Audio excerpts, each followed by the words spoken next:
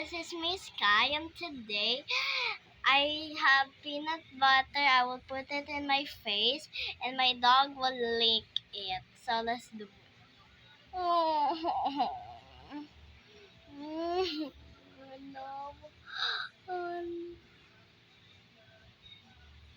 no. I'm gonna wash my face after this.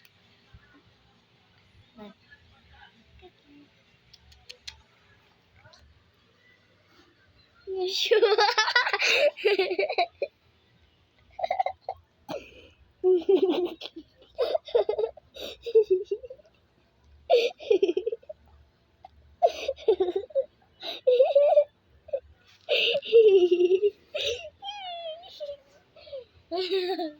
That was so ticklish. So, guys, make sure to like and subscribe. Bye.